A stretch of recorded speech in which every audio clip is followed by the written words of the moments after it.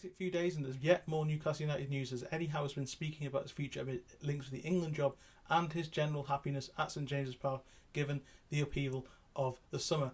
In this video we're going to be reacting to it, so let's get right into it.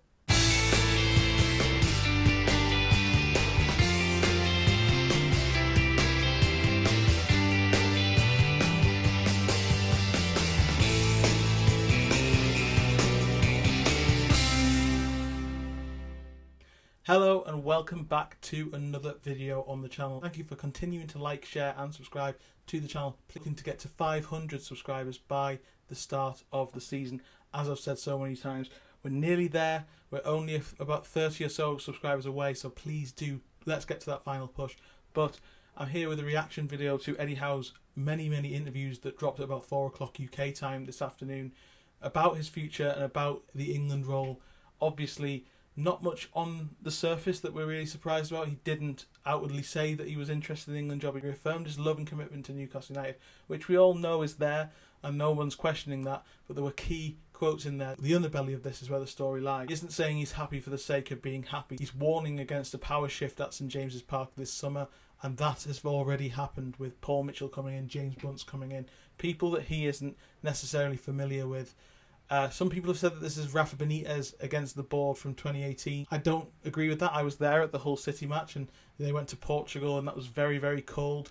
That was a very cold few days, and a very difficult few days and weeks. I don't think that's anything like that this is happening here. Eddie Howe has no real reason to doubt his commitment to Newcastle at the moment. He said his commitment is unwavering, which I'm sure it is at this stage. But whether the England job if and when the England job comes up and is offered it, then perhaps he'll have a decision to make, as we've said before. Regardless of the England job, I think there's a power shift here that I think he's not particularly happy with. I think there are legitimate doubts about whether he will be happy with it because of the way that Mitchell and James Bunce work. Bunce, as I said on the previous episode, spoke about having a relationship like an old married couple with his managers. I don't think that Eddie Howe is going to enjoy that sort of level of intimacy with these people, because he has his own circle that he's trusted for years. That's why he brings 6 coaches with him, more than most managers. Most managers might bring 1 or 2. He brings 6 with him, and then he inherited Graham Jones. He's allowed him into his inner circle. But crucially, he didn't do that with Dan Ashworth. Is he going to do that with Paul Mitchell, especially when Paul Mitchell is going to be encroaching on his territory in terms of recruitment and also performance analysis with Bunce as well? Those two know each other from Monaco. They've got an existing relationship. There's already some building that needs to be done there, and if that can't happen, and if it doesn't happen the way that Eddie Howe wants it to, then look, he's got the England job possibly there for him if he wants to take that. I think, as I say, the England job is irrelevant at the moment until it's offered, until England come knocking, and there's lots of reports that he is the FA's main target, as I've mentioned. But until that happens, he's not going to say anything other than he's committed to Newcastle. His plan is to continue with Newcastle. He wants to win a trophy for Newcastle. There's lots of great things on the surface there to suggest that he's very happy. But as I say, he's not. He said crucially, there are a lot of explosive quotes there about the power structure and how that's got to suit him, and he's got to usurp a lot of that power because of the way that he came in with the Staveley and Gudusi hiring him, and that being the way it was, and the fact that he came in during the relegation battle. So he came in before a sporting director, when traditionally a sporting director would help hire the coach. That's not really happened, and I think that's why he maybe hasn't allowed himself to get to know Ashworth, and maybe he might struggle to get to know Paul Mitchell. That's all speculation.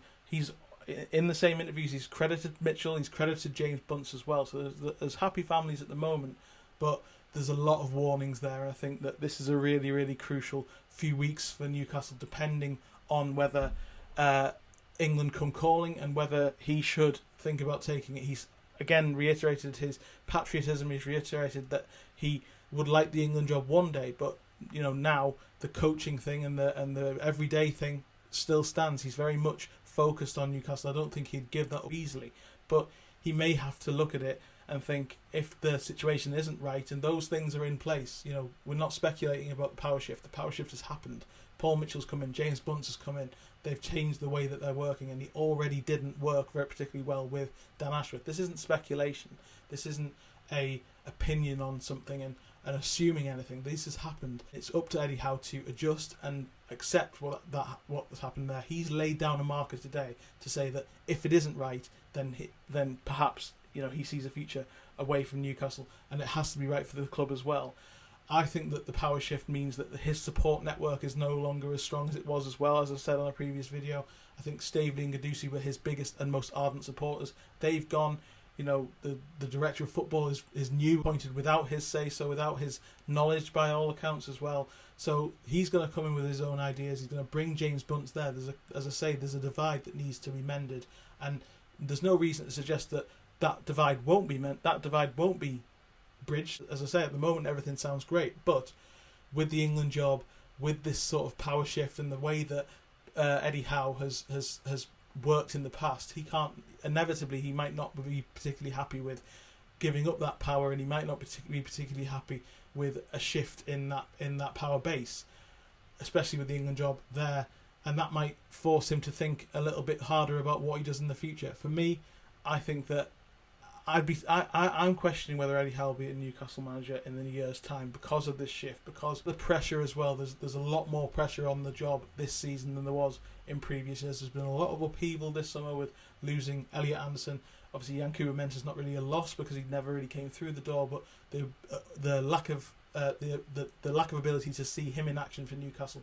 There's been some harsh decisions made, and I think that lessons have been learnt, and the club is about to get a lot more ruthless and a lot harsher, and I think that those standards are being set by Paul Mitchell rather than set by Eddie Howe, and Eddie Howe might look at that, and the interview certainly suggests that he is doing that, and all these different quotes he's given to Sky, BBC and the written press as well, that he might look at it and judge that he's got something a decision to make here.